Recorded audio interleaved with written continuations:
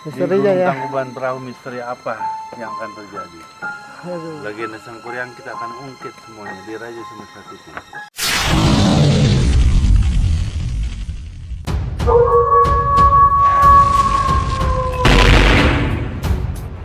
Salam halus. Assalamualaikum warahmatullahi wabarakatuh. Waalaikumsalam. Bertemu lagi dengan channel kita Raja Semesta TV. Jadi saat ini kita berada di satu tempat dan lumayan enak ya. Enak. Enak. Karena tadi pun kita sudah melakukan syuting untuk pengungkapan sejarah Tangkuban Perahu. Dan kemarin kita sempat bikin video dengan orang Kalimantan, ternyata responnya bagus, Oh. Ya, alhamdulillah. Jadi Iya. mereka banyak sedikitnya itu banyaklah ilmu yang bisa diambil dari apa yang A bilang kemarin gitu kan. Makanya banyak yang request, agak lama dong Awawan, agak lama. Mungkin banyak hal yang tidak bisa mereka temukan jawabannya di pesantren ataupun di mana. Karena kalau cuma Awawan yang tidak pelit ilmu, alhamdulillah saya saja banyak belajar dari beliau ya Awawan ya. Insyaallah. Bagaimana keadaannya Awawan hari ini? Alhamdulillah keadaannya sehat sama kita tim semua. Alhamdulillah. Kita sudah ada di mana ini? Ini kita di Tangkuban Perahu, di kaki gunung Tangkuban Perahu itu ya. Iya. Mungkin kita akan melanjutkan yang tadi ya, yang pengungkapan tadi, bahwa sesungguhnya itu hanya cerita. Nah, jadi banyak pertanyaan. Iya. Mitos atau fakta berarti itu, Sebenarnya riwayat dahulu ya, bukan sebelum terjadinya dunia. Sebelum terjadi dunia, ingat, sebelum terjadinya dunia. Terciptanya lah terciptanya dunia ini dulu di zaman dewa. Nah, makanya dibicarakan sekarang di zaman dewa. Kalau dibilang terjadi, saya nggak mau bicara terjadi ya. Akan terjadi. Ya, akan terjadi. Kenapa akan terjadi? Karena di dalam zaman dewa itu tidak ada agama. Iya. Ya, artinya kalau sekarang di alam sekarang dunia itu ada agama. Jadi agama itu untuk membedakan itu mana yang hak dan mana yang batil. Agama apa? Semua agama. Agama semua, Islam, Kristen, Hindu, Buddha, Konghucu, kepercayaan, Protestan, semua itu adalah untuk kebenaran. Memberikan kebaikan semua agama itu. Agama itu ageman, setiap orang harus punya ageman kita itu dalam diri kita. Kenapa? Supaya tidak sasar. Pemajikan batur nggak bisa dirawu. Iya, benar. Isi orang diambil. Iya. Kenapa? Ya karena itu nggak ada agama. Dengan adanya agama, insya Allah, ya kan. Cuman tingkat keimanan juga harus ada. Kenapa? Karena dengan tingkat keimanan, insya Allah apapun yang akan terjadi yang membuat kaiban insya Allah ada jalannya. Nah, gitu. Nah, mungkin saya bisa mengambil kesimpulan dari yang Wawan tadi bilang ya, bahwa itu hanya tersurat itu ya. Betul. Artinya terjadi sebelum terciptanya alam dunia ini. Di alam Maya Itu di Fada. alam Maya Fada. Dan itu sebenarnya cerita itu diturunkan agar istilahnya ya tadi ada batasan. Nah, ketika ibu dan anak saling mencintai, karena adanya itu cerita itu Jadi di Islam kan kita dibatasi. Banyak pembatasan mana yang hak, mana yang tidak hak gitu, yang batil gitu kan. Gitu. Jadi bisa kita kesimpulkan memang itu terjadi tapi bukan di dunia ini. Tapi di alam sebelum dunia. Alam Maya Fada itu ada kehidupan. Ada kehidupan. Ya, itu di alam Maya Fada alam ribuan tahun tuh. Kalau kita bisa masuk ke alam itu ya ketemu, gitu. Dan tidak semua orang bisa membicarakan hal itu, Iya, karena kan itu alam makrifat ya, itu alam yang benar-benar yang tidak tahu orang. Alhamdulillah sedikit enggaknya saya mengetahui, sedikit enggaknya. Kalau bilang banyak saya nggak mau, sedikit enggaknya saya di alam itu saya pernah jadi ini. Makanya ketika di alam dunia saya ibaratkan jadi orang satu ngobatin atau orang biasa. Sebenarnya saya mengerti. Kedepannya saya mau jadi apa udah tahu. Cuma karena eling itu ya. nah, Kata itu. Eling itu. waspada awas. Eling gitu waspada maksudnya. awas, Ya ya. mungkin maaf untuk istri-istri saya yang mendengar dan mendengar Menyaksikan. dengan video ini, kan saya sudah bilang saya akan menggenjlengkan dunia. Udah berapa kali saya bilangin, mana adanya ntar suatu saat. Karena guru sejati saya yaitu Semar yang ada di dalam diri setiap manusia suka berbicara, jang engkege ujang di teanganku jalma, di teanganku mahaki ita, di teangan engkege ujang daratan kau ujang ngabutuhkeun ujang apa kumacarana ki engkege ngamoli bejaan ayeuna da ujang teh beulna raja mana ki raja langit, raja darat, raja laut, raja ieu ujang teh percihan jang cahaya Kanjeng Rasul dia teh kaya Kanjeng Nabi Muhammad Nur Muhammad samemeh diciptakeun dunia diciptakeun Nur Muhammad tah ujang teh diberi kekuasaan eta ketika zikir ujang aya batu disebutna juga batu segitiga tak eta teh Nur Muhammad jang hese jang menangkeun eta da ujang geus bagianna mantap ujang sing sabar mantap para wali para gaib ka saya teh lamun keur zikir sok ada lamun kana saya zikir ya tiba-tiba ada di Cirebon tiba-tiba ada di Jawa ketika saya zikir teh diusapan ke Kalimantan ke Jawa Timur sama para wali sama para syekh teh sing sabar jang makanya ya bukan apa untuk istri-istri saya yang mantan lah yang meninggalkan gitu ya karena mungkin keadaan dulu itu awan itu ya dibilang orang nggak punya lah makanya meninggal karena faktor ini. Nah, tapi sudah dibicarakan sama saya. Gitu. Mungkin gini banyak orang yang sering berkomentar menceritakan tentang Semar dan A tadi sekilas membahas bahwa Semar itu ada dalam diri kita masing-masing. Maksudnya gimana itu? Semar itu ada di dalam diri, bukan di gua Semar. Bukan di Gunung Nung Semar. Semar itu ada dalam diri kita. Adanya di hati nurani yang paling dalam. Kalau di agama yang lain sebutnya hati Sweda, hati yang paling murni di situ. Semar itu disebutnya samar. Samar tidak kelihatan antara ada dan tidak ada. Tapi ada ininya simbolnya ada. Ada juga ininya zatnya. Itu sebutnya semar itu zat sebum malana insan kamil. Kalau kita telusuri itu Semar itu adalah maaf.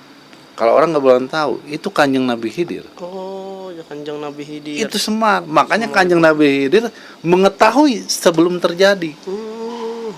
Nah, itu. Makanya Nabi Khidir caranya nggak boleh ketemu. Dia mau ke Jawa Tengah, mau ke ini nggak boleh ketemu. Ada di dalam diri.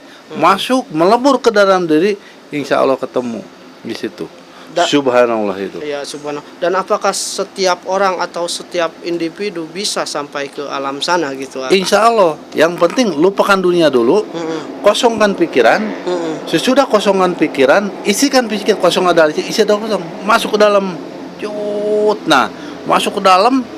Ntar di situ ada suara hati nurani. Kenapa harus melewati alam idajil? Alam idajil itu alam iblis. Kita harus melewati itu alam 7 itu.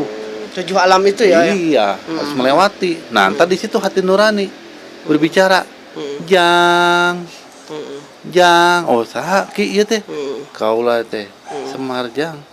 Dina hati nurani. Lain ujang teh bisa ngadohirkeun naon wae. Ngan dibatasi ku kaula. Beuing sombong jang. Hayang emas hayang berlian bisa ujang mah. Tinggal nyiptakeun rasa unggul ge. Ngan beuing sombong. Lamun ujang ngadohirkeun emas berlian, ujang kudu sangsara heula. 0 teu boga duit pisan. Ya mal bisa. Para gaib pasti merekeun lewat mana gitu. Dan mungkin kalau gaib itu kan maha penipu. Artinya gini ya, kalau bisikan yang A tadi bilang hati-hati juga dengan bisikan-bisikan itu ya. Jangan percaya karena ya kan saya bilang kita harus melewati alam iblis. Karena kalau kita melewati alam marakayangan ya di dalam diri, alam setan, alam jin ya pasti ketipu. Makanya ketika kita zikir tiba-tiba ada sesuatu di dalam depan kita, orang berzikir, berjubah, jangan percaya dulu. Karena makhluk jin bisa merupakan apa aja. Nah, kita tembak dulu. Innamal amru ijabu syai'an yaqulu lahu kun kata Allah. Fayakun kata Muhammad Allahu. Hu itu sakabehna semuanya. sealam semesta. Otomatis ketika dibacakan itu si jin itu berubah warna. Dan cirinya di alam jin, kalau kita kedatangan di kamar lagi zikir alam jin, itu antara panas dan dingin. Alam jin. Insya Allah kalau alam cahaya, alam malaikat dingin nyaman. Sebutnya alam surga, alam kenyamanan. Itu cirinya.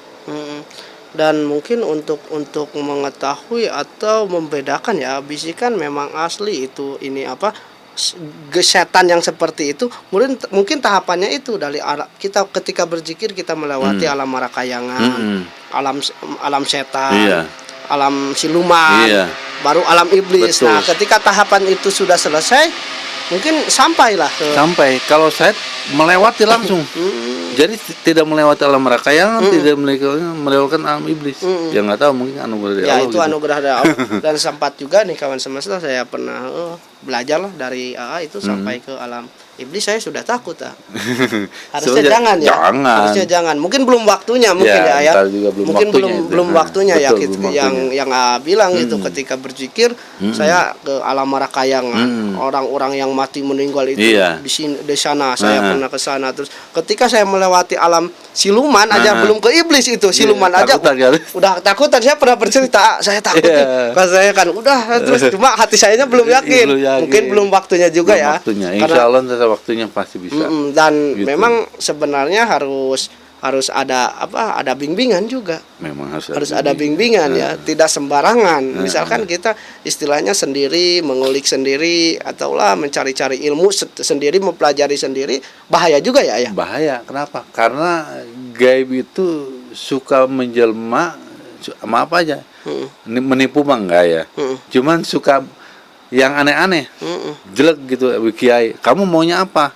Kamu mau dunia, mau ilmu. Nah itu berarti bangsa jin kalau begitu. Iya, benar. Itu aja. Benar ya, itu yang tadi dibilang itu untuk untuk membedakan mana yang sejatinya atau mana gaib yang sesuka maha penipu itu, ya harus melewati alam-alam itu dulu ya. Itu betul.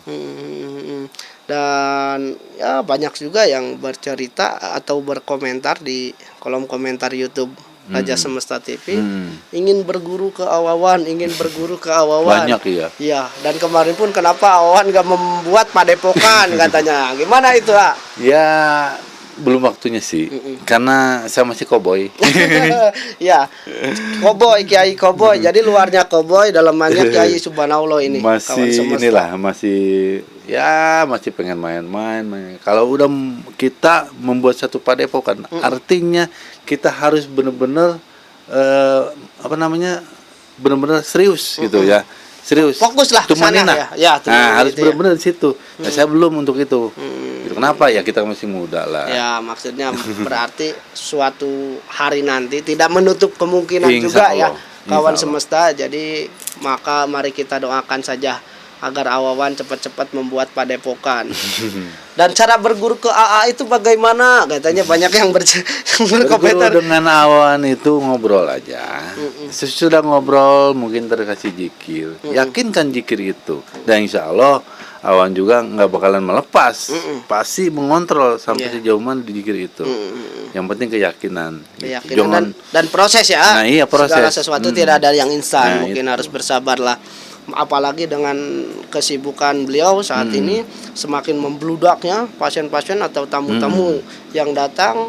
Kalau dulu sih ada yang ingin belajar datang ya kita ngobrol enak. Kalau sekarang kita susah bikin jadwalnya ya.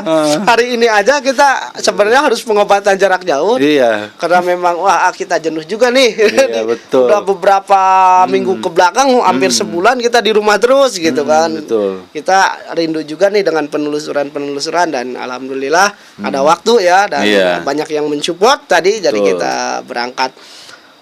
Apalagi ya, mungkin dari Audin atau Mang Ano ada yang ingin dipertanyakan, Sok? Ya, jadi mungkin banyak juga yang mempertanyakan tentang apa sih itu bab jin, apa sih itu bab diri, apa sih itu bab malaikat. Banyak yang bertanya itu tentang itu. Jadi mungkin bisa jelaskan ke kawan semesta atau menceritakan. Insya Allah. Dengan bab jin itu apa? Bab jin itu Bab jin itu adalah bab nafsu. bab nafsu, keinginan itu yang di luar batas. Dengan cara pertama, dengan cara apa? Ngelmu pakai apa? Kadugalan, kadikjayaan. Karena bangsa-bangsa jin itu dulu tukang bertempur di sononya, di alam sananya. Itu, ya. Iya, semua jin, semua iblis vertikalnya atau disebutnya itu apa namanya, kiblatnya lah bahasanya, itu ke Dewa Brahma semuanya. Yaitu sene disebutnya api lamun dia mah. Makanya maaf, untuk ilmu-ilmu kadugalan kadijayaan nafsunya besar sekali. Karena memang dorongan Iya itu. Aura Brahma itu ya. Oh, iya, Wah Brahma. Jadi sujudnya itu ke situ semuanya itu. Nah, sesudah sujud ke Brahma baru dia ke Jat. Udah Jat baru ke Allah mungkin ya. Sebenarnya itu dulu dipegat dulu itu. Brahma di mana tempatnya? Di dalam diri.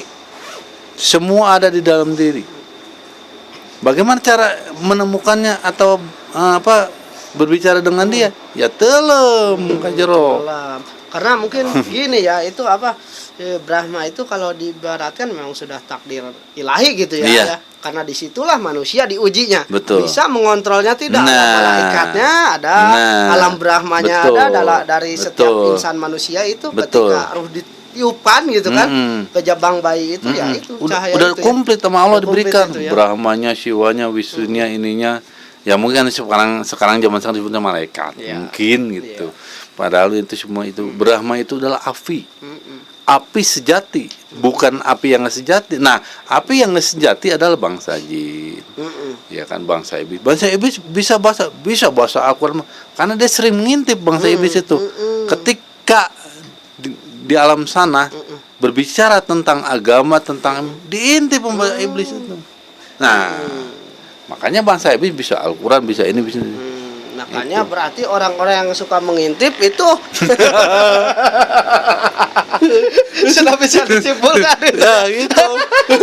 Sudah jauh. Jadi nih buat kawan semesta yang suka mengintip nih, yang tadi beliau ceritakan, berarti Anda salah satunya ke sana jauh. Jadi mudah-mudahan kita melihat dengan haknya kita ya. Iya, Jadi betul. jauhkanlah perkara-perkara yang seperti itu, mengintip-ngintip orang. Wah, jangan itu kan. Kalau saya kasih tahu ya. Ya oke. Berarti kalau itu tadi bab jin. Nah, dan sekarang gini ya, banyak juga pertanyaan-pertanyaan di netizen atau di kawan semesta kita ya, di channel Raja Semesta TV. Apakah benar memang santet itu bisa diobati, misalkan ada yang mengobati keluar paku, keluar darah, beling dan sejabana lah gitu dan lain-lain, apakah benar atau tidak? Itu banyak yang mempertanyakan itu. Iya. Itu santet mungkin bisa jadi ya, bisa jadi dengan pengeluaran. Cuman itu adalah ulah dari bangsa jin. Ketika paranormal itu ya kan berzikir, datang bangsa jin, lu mau apa? Kalau bahasa Indonesianya, lu mau apa? Gua kasih lu.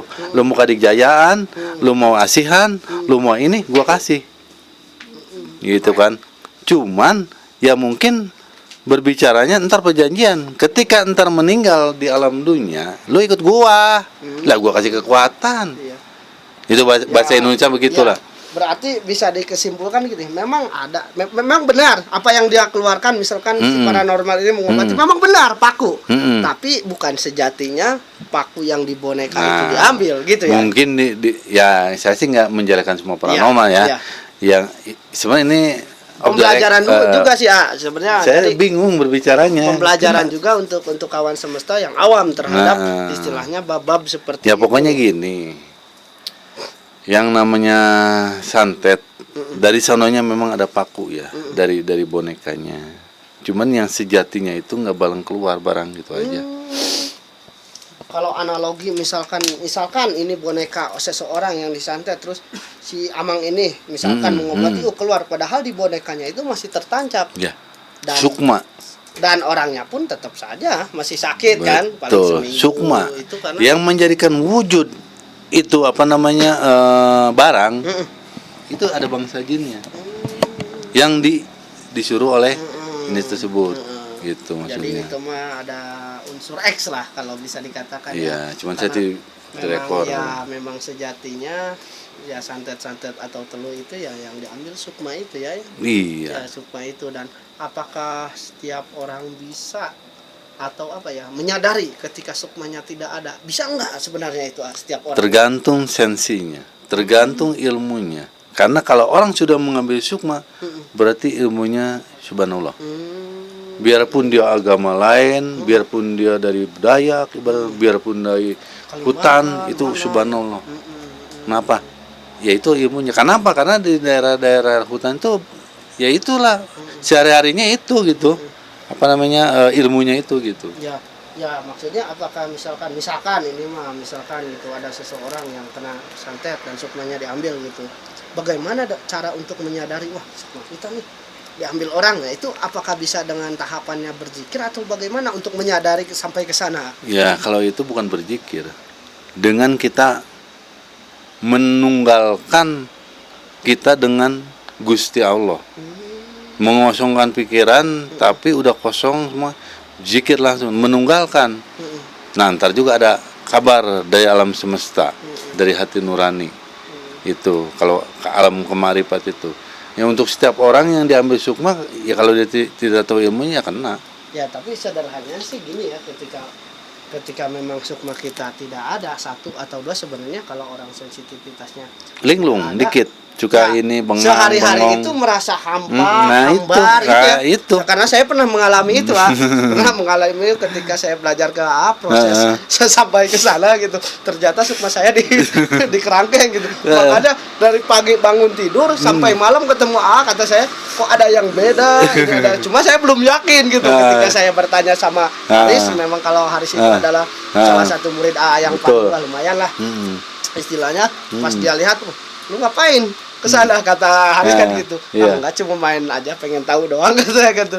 Tuh supaya lu ditahan di sana. Oh pantas hari ini itu rasanya dari pagi sampai maghrib itu disebut galau. Enggak kata saya kan galau kenapa, tapi ya itu hampa, kayak kapas yang terbang itulah. Betul. Tidak ada ini ya.